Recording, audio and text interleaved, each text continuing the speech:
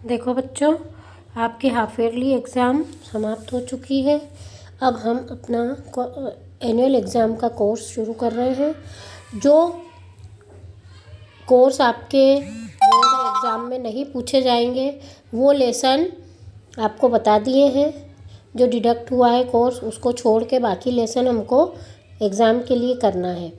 तो ये जो 16वां पाठ है, 16 सने 16वां, ब्रह्मवादिनी मैत्रेयी, ब्रह्म ज्ञान रखने वाली मैत्रेयी नाम की ऋषि मतलब ऋषि पत्नी। तो ये जो ऋषि पत्नी है ये कितनी महान है, इसमें कहानी, उसकी कहानी इस पाठ में बताई है। प्राचीन काल से ही, अब ये जो शुरुआत में जो भूमिका दी है उसका मैं अर्थ बता देती हूँ कि प्राचीन काल से ही स्त्रियों का आदर होता आया है। वैदिक काल में, उपनिषद काल में उनके अध्ययन की उत्तम व्यवस्था होती थी। उपनिषद काल में स्त्री शिक्षा का महत्व बहुत ज़्यादा था। वे वेद का अध्ययन भी करती थी और उनका उपनयन संस्कार भी होता था। जैसा कि लड़कों का होता है वैसा ही पहले महिलाओं का भी, मतलब बालिकाओं का भी होता था। मध्य युग में आते आते उनकी स्थिति खराब होती चली गई, मतलब स्त्री शिक्षा का मार्ग अवरुद्ध हो गया। लेकिन प्राचीन काल में उनकी स्थिति उत्तम थी। हम जो कहते हैं ना स्त्रियों की दुर्दशा है, तो स्त्रियों की दुर्दशा प्राचीन काल में नहीं थी। ये जो मध्यकाल में मुगलों का शासन और दूसरे शासन आए उसके कारण इनकी जो है स्त्रियों की दुर्दशा होती गई। पहले तो स्त्रियां पढ़ती भी थी और पढ़ाती भी थी।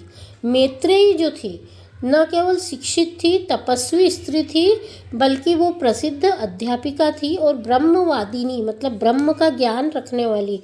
ब्रह्म मतलब सर्वशक्तिमान ईश्वर का जो निराकार रूप है वो ब्रह्म है, उसका भी उनको ज्ञान था जो उपनिषद में बताया है। तो उपनिषद में उनकी बहुत प्रतिष्ठा थी। और जो बृहद आरण्यक नाम का उपनिषद है उसमें ब्रह्मवादिनी मैत्रेयी का बहुत विस्तार से वर्णन है। तो उनका संक्षेप में इस पाठ में हम पढ़ेंगे। भारतीय समाजे नारी सदैव सम्मानार्हा पूज्या च अस्ति। अब इसका अनुवाद मैं बताते जा रही हूँ आपको, शब्दार्थ पीछे दिए हैं, तो अनुवाद आप ये वीडियो देख के कर लेना, मतलब लिख लेना कॉपी में समझ के। भारतीय समाज में नारी हमेशा सम्मानार्ह मतलब सम्मान के योग्य और पूज्य है। अतएव उक्तम इसलिए कहा गया है। देखो मैं संधि तोड़ के बता रही हूँ आपको। अत एव धन उक्तम एवोक्तम है ना, ये आपको पता है गुण स्वर संधि है, एवोक्तम एव धन उक्तम। अब ये संधि वाले चैप्टर में अपन ने पढ़ा है। इसलिए कहा गया है। यत्र नार्यस्तु पूज्यन्ते रमन्ते तत्र देवताः यत्र एतास्तु न पूज्यन्ते सर्वास्तत्रा फला क्रिया। इसका अर्थ है कि यत्र मतलब जहाँ पर, नार्यः तु, ये विसर्ग संधि तोड़ी हमने, नारियों की पूजा होती है, तत्र मतलब वहाँ पर, देवता, रमन्ते मतलब रमण करते हैं, निवास करते हैं। जहाँ नारी पूजी जाती है ऐसा कहा जाता है ना, जहाँ पर घर की लक्ष्मी की, घर की नारी की पूजा होती है वहाँ पर साक्षात लक्ष्मी विराजमान होती है। तो लक्ष्मी ही नहीं बल्कि सारे देवता वहाँ निवास करते हैं। और यत्र, अब देखो संधि तोड़ के मैं बता रही हूँ, यत्र एतास्तु, एताह धन्तु मतलब जहाँ पर ये नहीं पूजी जाती, सर्वाह तत्र अफलाह क्रियाः वहाँ पर सब क्या होती है, अफल हो जाती क्रिया, मतलब सारी क्रियाएं, वहाँ कितने भी कार्य हो सब निष्फल हो जाते हैं। तो यत्र नारीणाम आदरः भवति, जहाँ नारी का आदर होता है, तत्र देवताः स्वयं निवसन्ति वहाँ पर देवता स्वयं निवास करते हैं। परम किंतु यत्र ताः अपमानिताः भवन्ति, परंतु जहाँ पर वे अपमानित होती है, तत्र सर्वाणि कार्याणि विफलानि भवन्ति वहाँ पर सारे कार्य विफल हो जाते हैं। तो ये एक बहुत बड़ी शिक्षा है जो हमको संस्कृत के माध्यम से ही मिलती है। इसका मतलब नारी शिक्षा का न केवल आजकल आधुनिक प्रचलन है, बल्कि देखो संस्कृत में कितना नारी को उच्च दर्जा दिया है। हमारे संस्कृत जो हमारी संस्कृति के वो है मूल है, उसमें कितना ऊंचा दर्जा दिया है नारी को। भारते वैदिक काले उपनिषद काले च नारी शिक्षिता आसीत्। भारत में वैदिक काल में और उपनिषद काल में नारी शिक्षित थी। सा न केवलम अध्ययनम अपितु सूक्त रचना अपि करोति, वह न केवल अध्ययन करती थी बल्कि अपितु मतलब बल्कि सूक्त रचनाएं भी करती थी। सूक्त किसको कहते हैं? वेदों के जो सूक्त लिखे जाते थे, जो बहुत ही मतलब गंभीर होते थे, बहुत ही ज़्यादा उपयोगी होते थे, वो भी नारी करती थी। वैदिक काले अपाला, घोषा, विश्ववारा, मैत्रेयी एतादृश्यः ब्रह्मवादिन्यः आसन। वैदिक काल में जो ब्रह्मवादिनी स्त्रियां थी उनके खास खास नाम इसमें बताए हैं। अपाला, घोषा, विश्ववारा, मैत्रेयी, इस प्रकार की ब्रह्मवादिनी स्त्रियां थी। उपनिषद काल में ताह मतलब वे सब जीवन विषयकम जगत विषयकम च ज्ञानम अधिगंतुम इच्छन्ति स्म। वे जीवन के विषय में और जगत के विषय में ज्ञान अधिगंतुम मतलब प्राप्त करने की इच्छा रखती थी। उपनिषद काले वेदाध्ययनस्य कृते, वेद धन अध्ययन है ना, दीर्घ स्वर संधि। उपनिषद काल में वेद के अध्ययन के लिए तासाम उपनयन संस्कारः अपि क्रियते स्म, उनका उपनयन संस्कार भी किया जाता था। पुरा कल्पे तु नारीणां मोंजी बंधनम इष्यते इत्यनेन स्मृति वचनेन तद ज्ञायते। ये जो इन्वर्टेड कामा में दिया है ये स्मृति का वचन है, स्मृति शास्त्र है, मतलब बहुत पुराना। उसमें ये कहा गया है कि पुराने ज़माने में नारियों का मोंजी बंधन मतलब यज्ञोपवीत संस्कार होता था। याज्ञवल्क्यस्य भार्या द्वयम् आसीत्। याज्ञवल्क्य ऋषि थे, उनकी 2 पत्नियां थी, कात्यायनी मैत्रेयी च। कात्यायनी और मैत्रेयी। कात्यायनी ग्रह कर्म कुशला आश्रम व्यवस्थां पश्यति स्म। जो कात्यायनी थी वो घर के काम में कुशल थी और आश्रम की व्यवस्था को देखती थी। मैत्रेयी आध्यात्मिक रुचि संपन्ना, अध्यात्म में रुचि रखती थी और वेद अध्ययनम शास्त्र चर्चाम च कुर्वती आसीत्। मैत्रेयी जो थी वेदों का अध्ययन करती थी और शास्त्रों की चर्चा करती थी। महाराज जनक तस्याः पांडित्यम, महाराज जनक उसके पांडित्य को अध्यापन कौशलम ज्ञात्वा। महाराज जनक ने मतलब महाराज जनक जो थे मिथिला के राजा, उसके पांडित्य मतलब उसकी विद्वत्ता और उसके अध्यापन मतलब पढ़ाने की जो कुशलता थी उसको जानकर सीताम अध्यापयितुम, सीता को पढ़ाने के लिए ताम नियोजितवान, उसको नियुक्त किया। सीता जो जनक की पुत्री थी है ना, सीता का नाम सभी ने सुना है, राम की पत्नी सीता। तो सीता को पढ़ाने के लिए राजा जनक ने किसकी व्यवस्था की थी? मैत्रेयी की, क्योंकि उनको पता था कि मैत्रेयी बहुत अच्छा अध्यापन करती है। मैत्रेयी सीतायै वेदानां संस्काराणां इंद्रिय निग्रहस्य च ज्ञानम दत्तवती। मैत्रेयी सीता को क्या देती थी?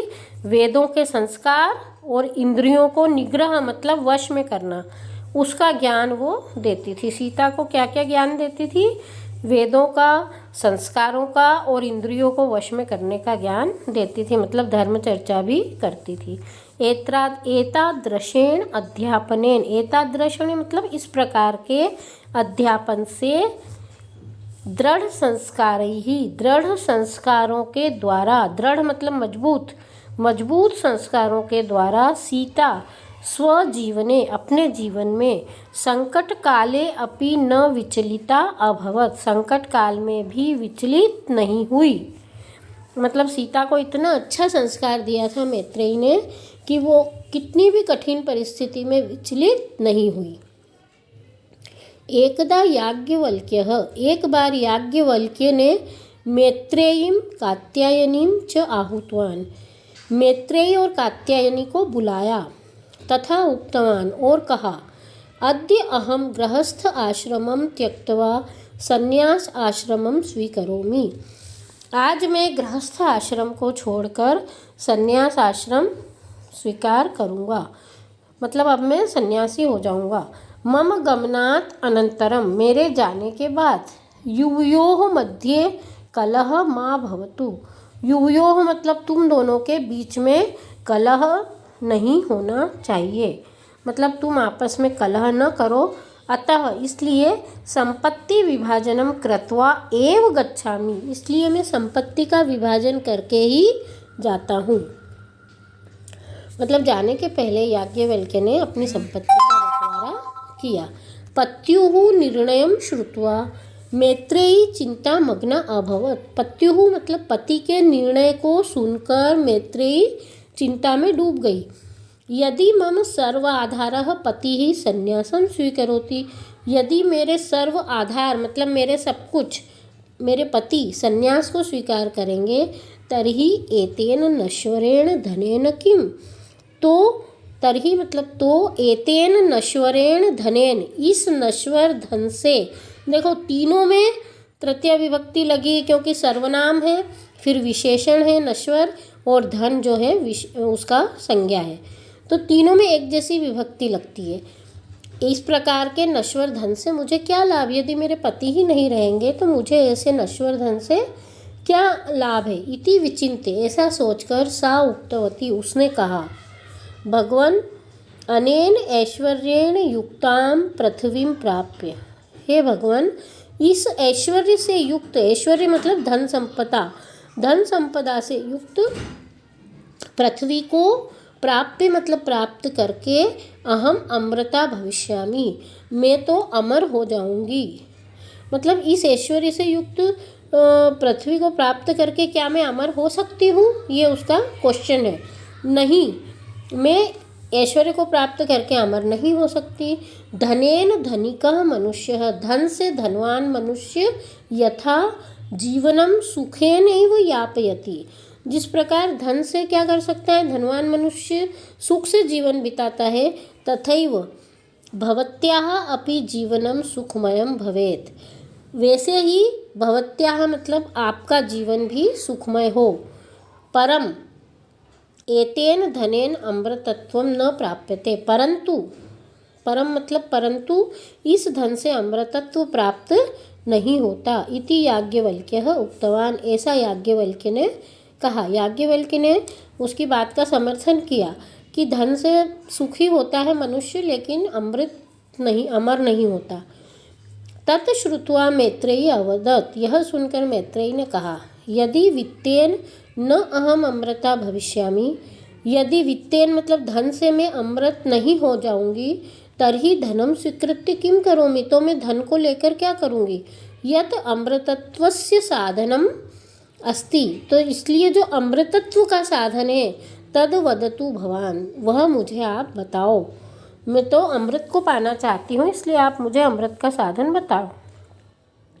स्वपत्न्याः ब्रह्म जिज्ञासां ज्ञात्वा, अपनी पत्नी की ब्रह्म जिज्ञासा को जानकर याज्ञवल्क्यः आत्मनिरूपणम आरब्धवान, याज्ञवल्क्य ने आत्मा का निरूपण प्रारंभ किया, मतलब जो अमृत तत्व है आत्मा, उसके बारे में बताना शुरू किया। मैत्रेयी को संबोधित किया। ये जो संबोधनवाचक चिन्ह आप देख रहे हो, मैत्रेयी के बाद पत्न्याः कृते, पत्नी के लिए, पति ही प्रियः भवति, पति प्रिय होता है, पुत्रः प्रियः भवति, पुत्र प्रिय होता है, परम किंतु सह पुत्रस्य कृते, परंतु वह पुत्र के लिए, पत्युः कृते, पति के लिए, प्रियः न भवति, प्रिय नहीं होता, परंतु पुत्र के लिए, पति के लिए वह प्रिय नहीं होता। अपितु आत्मनः कृते प्रिय भवति, परंतु वो आत्मा के लिए प्रिय होता है। जैसे कि पत्नी के लिए पति प्रिय होता है, पुत्र प्रिय होता है, लेकिन वास्तव में देखा जाए तो वो पति के लिए और पुत्र के लिए नहीं होता, बल्कि आत्मा के लिए ही प्रिय होता है, क्योंकि उसकी आत्मा है तभी वो उसको पति और पुत्र अच्छा लगता है। तथैव उसी प्रकार धनम प्रियम भवति, धन प्रिय होता है, देवाः प्रियाः भवन्ति, देवता लोग प्रिय होते हैं, परम किंतु सर्वम आत्मनः कृते, परंतु सभी आत्मा के लिए ही प्रिय होते हैं। मतलब मनुष्य को अपने शरीर के लिए नहीं, बल्कि आत्मा के कारण ही सब प्रिय होते हैं। यदि मनुष्य की आत्मा है तो सब प्रिय है। यस्मिन् आत्मनि, उस आत्मा में, वयम स्नेयामः, वयम मतलब हम, स्नेहयामः मतलब स्नेह करें, उस आत्मा को हम प्रेम करें जिस आत्मा के कारण हमको सब प्रिय है। सह एकः एव, वह एक ही है। मतलब आत्मा जो है एक ही होती है। शरीर में कितनी सारी इंद्रियां हैं, कितने सारे अवयव अंग हैं, लेकिन आत्मा शरीर में एक ही है। जब तक वो शरीर में है तब तक व्यक्ति जीवित है, और जब तक जीवित है तब तक वो सबसे प्रेम करता है। अयम ब्राह्मणः अयम क्षत्रियः, यह ब्राह्मण है, यह क्षत्रिय है। इति एतेषां शरीराणि भिन्नानि, इस प्रकार से शरीर भिन्न है, क्योंकि ब्राह्मण का शरीर है, क्षत्रिय का शरीर है, परंतु तेषु शरीरेषु सर्वेषु आत्मा एक एव, परंतु उन शरीरों में सब में आत्मा एक है। मतलब शरीर अलग अलग है लेकिन सबकी आत्मा एक है, एक जैसी होती है। यह सर्वाणि भूतानि आत्मनः भिन्नानि पश्यति, जो सब भूतों में, भूत मतलब व्यक्ति में, प्राणियों में, जो सब प्राणियों में आत्मा को भिन्न देखता है, अलग अलग देखता है, सह मुक्तिम प्राप्तुम न शक्नोति, वह मुक्ति प्राप्त करने में संभव नहीं होता है। मतलब मुक्ति प्राप्त नहीं कर सकता। कौन मुक्ति प्राप्त नहीं कर सकता? जो सब प्राणियों में अलग अलग आत्माओं को देखता है। मतलब यदि मुक्ति प्राप्त करनी है तो सब प्राणियों में आत्मा को एक ही देखना होगा। मतलब सबकी आत्मा एक जैसी होती है, ये कहने का तात्पर्य है। सर्वेषु शरीरेषु एकः एव आत्मा, सभी शरीरों में एक ही आत्मा है। इति, इस प्रकार, यह जानाति सह मुक्तिम प्राप्नोति, इस प्रकार से जो जानता है वह मुक्ति को प्राप्त होता है। मतलब उन्होंने, याज्ञवल्क्य ने मैत्रेयी को ये शिक्षा दी कि सभी शरीरों में एक ही आत्मा है और सबको अपनी आत्मा के कारण ही सब प्रिय होते हैं। अयम आत्मा एव अखिलस्य विश्वस्य आधारः, यही आत्मा संपूर्ण, अखिल मतलब संपूर्ण विश्व का आधार है। अगर आत्मा है तो सब कुछ है, और अगर आत्मा नहीं है तो शरीर में जीव नहीं है, प्राण नहीं है, तो निर्जीव शरीर किस काम का। इसलिए आत्मा से ही क्या बना है? पूरा विश्व बना है। कथम इति तम मैत्रेयी अपृच्छत, किस प्रकार, ऐसा मैत्रेयी ने पूछा कि आत्मा से कैसे पूरा संसार है। तो फिर मैत्रेयी ने पूछा तो याज्ञवल्क्य ने समझाया। याज्ञवल्क्यः उदाहरणेन स्पष्टं कृतवान, याज्ञवल्क्य ने उदाहरण से स्पष्ट किया। यथा सर्वस्य जलस्य समुद्रः एव आधारः, जिस प्रकार सभी जल का आधार क्या है? समुद्र। मतलब समुद्र से सारा जल, नदियाँ निकली है। समुद्रात् निर्मितं जलम पुनः समुद्रे एव विलीनं भवति, जैसे सारा जल समुद्र से निकलकर समुद्र में ही विलीन हो जाता है, सारी नदियाँ जो है समुद्र में ही विलीन हो जाती है। तथैव, उसी प्रकार, ब्रह्म तत्वात् निर्मितं विश्वं तत्रैव विलीनं भवति, उसी प्रकार ब्रह्म तत्व से ही, ब्रह्म तत्व मतलब एक ही शक्ति, उससे ही पूरा विश्व बना है, और तत्रैव विलीनं भवति, और उसी में वह विलीन हो जाता है। इदं ब्रह्म तत्वम, यह ब्रह्म का तत्व संपूर्ण विश्वे व्याप्तम अस्ति, संपूर्ण विश्व में यही ब्रह्म का तत्व व्याप्त है। मतलब सारा विश्व इसी ब्रह्म से बना है। हम कहते हैं ना कण कण में भगवान है, तो भगवान मतलब क्या? ब्रह्म। ये जो ब्रह्म है इसी से पूरा विश्व ओतप्रोत है। सब में जो जान है, जो जीव है, वो सब ब्रह्म ही है।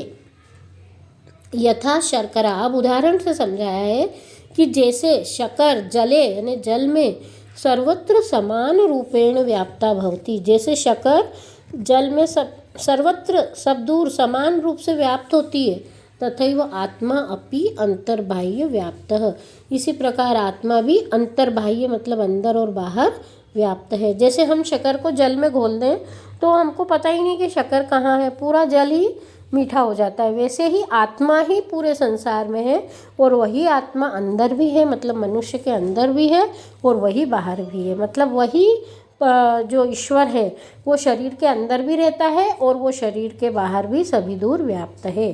अयम आत्मा सर्वेषां देहे तिष्ठति, अयम आत्मा, यही आत्मा सभी के देह में मतलब शरीर में रहती है।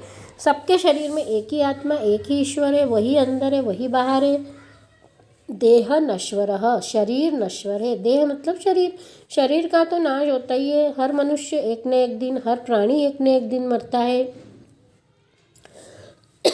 यदा सह देहे तिष्ठति, यदा मतलब जब वह देह में शरीर में रहता है, तिष्ठति मतलब रहता है, तदा तस्य भिन्नानि नामानि सन्ति, तब उसके अलग अलग नाम होते हैं। मतलब व्यक्ति जब आता है, जन्म लेता है, उसके अलग अलग नाम होते हैं। देह नाशाद अनंतरम, देह नाश के अनंतर मतलब शरीर के मरने के बाद, आत्मा देहात बहि निर्गच्छति, हम कहते हैं मर गया। मर गया मतलब क्या, शरीर में से आत्मा चली गई, बाहर निकल गई। तदा तस्य कापि संज्ञा नास्ति, उस शरीर के मरने के बाद, आत्मा के निकलने के बाद वह आत्मा तो विलीन हो जाती है, उसकी कोई संज्ञा, कोई नाम उसका नहीं होता। सह न नश्यति, वह कभी भी नष्ट नहीं होती। मतलब आत्मा या तो भगवान में विलीन हो जाती है, ब्रह्म में, या फिर कोई नया रूप धारण कर लेती है, लेकिन उसका कभी नाश नहीं होता। तत्र विकाराः अपि न भवन्ति, वह जो आत्मा होती है शुद्ध, उसमें कोई विकार भी नहीं होता। विकार किस में होता है, शरीर में होता है। एकम एव अद्वितीयम परम ब्रह्म, एक ही अद्वितीय मतलब जो दूसरा नहीं है वही पर ब्रह्म है, वही ईश्वर है। एकम एव अद्वितीयम, ये वेद वाक्य है, वेदों में ये सब बातें बताई है, जिसका सार हमको इस पाठ में पढ़ने को मिल रहा है। तो हमको पूरे वेद का जो निचोड़ है, ज्ञान है, वो इस पाठ में पढ़ने को मिला कि एक ही अद्वितीय ब्रह्म है। यदा तस्य ज्ञानम भवति तदा सर्वम विदितम भवति, जब हमको उसका ज्ञान हो जाता है तब हमको सब कुछ विदित हो जाता है, सब कुछ ज्ञान हो जाता है। मतलब ब्रह्म का ज्ञान ही सब कुछ ज्ञान है। अमृतत्वम च प्राप्यते, और हमें अमृतत्व प्राप्त हो जाता है। मतलब हम मर के भी अमर हो जाते हैं। हमको ब्रह्म का ज्ञान शरीर में हो गया तो हमको पूरे संसार का ज्ञान हो जाता है। अस्य अमृतत्वस्य साधनम किम, इस अमृतत्व को पाने का साधन क्या है। इति मैत्रेयी अपृच्छत, ऐसा मैत्रेयी ने पूछा। तदा याज्ञवल्क्यः उक्तवान्, तब याज्ञवल्क्य ने कहा, आत्म साक्षात्कारः एव अमृतत्वस्य साधनम, आत्म साक्षात्कार मतलब आत्मा को देखना ही इस अमृत तत्व का साधन है। मतलब हम मर के भी अमर हो जाएं, ऐसा क्या करें। तो इसमें उत्तर दिया है कि अपने आत्मा को देखो, अपने आत्मा का साक्षात्कार करो। हम जो कहते हैं ना, ध्यान करो ध्यान करो, ध्यान मतलब क्या, इस शरीर के अंदर जो आत्मा है उसका ध्यान करो। और वो जो आत्मा को जो देख लेता है मनुष्य, वो क्या बन जाता है, ब्रह्मज्ञानी बन जाता है। वो फिर सब कुछ समझ लेता है, सब कुछ जान लेता है, मर के भी अमर हो जाता है। मतलब वो ब्रह्म में विलीन हो जाता है, उसका फिर कभी शरीर दोबारा नहीं बनता। इति ब्रह्म निरूपणम कृत्वा, इस प्रकार ब्रह्म का निरूपण करके याज्ञवल्क्यः संन्यासम स्वीकृतवान्, याज्ञवल्क्य ने संन्यास को स्वीकार कर लिया। मतलब अपनी पत्नी को ऐसा ब्रह्म ज्ञान देकर वो सन्यासी बन गए। एवं ब्रह्मवादिनी मैत्रेयी, इस प्रकार से ब्रह्मवादिनी मैत्रेयी मतलब ब्रह्म का ज्ञान रखने वाली मैत्रेयी याज्ञवल्क्यात् ब्रह्म ज्ञानम प्राप्तवती, याज्ञवल्क्य से ब्रह्म ज्ञान को प्राप्त हुई। मतलब उन्होंने ब्रह्म ज्ञान को प्राप्त कर लिया। नास्ति कुत्रचित न अस्ति, कुत्रचित नहीं है कहीं भी, एतादृशी ब्रह्मवादिनी स्त्री, इस प्रकार की ब्रह्मवादिनी स्त्री कहीं भी नहीं है। यह धनम विहाय, जो कि धन को छोड़कर ब्रह्म ज्ञानम इच्छति, जो धन नहीं चाहती ब्रह्म ज्ञान चाहती है, ऐसी स्त्री, ऐसी महान स्त्री कहीं भी हमें देखने को नहीं मिलती। अतः मैत्रेयी भारतीय संस्कृतौ आदर्शभूता, इसलिए मैत्रेयी जो है भारतीय संस्कृति में आदर्श है, क्योंकि उसने ब्रह्म ज्ञान प्राप्त करके कितनों को ब्रह्म ज्ञान दिया, कितनों का जीवन संवारा, कितनों को संस्कार दिए, जिनके हम आज भी ऋणी हैं। तो ये पाठ का अर्थ आप लिख लेना कॉपी में, अनुवाद, और इसके शब्दार्थ तो दिए ही हैं। प्रश्नोत्तर की लिंक मैं आपको भेज दूंगी और प्रश्नोत्तर समझा भी आपको दूंगी।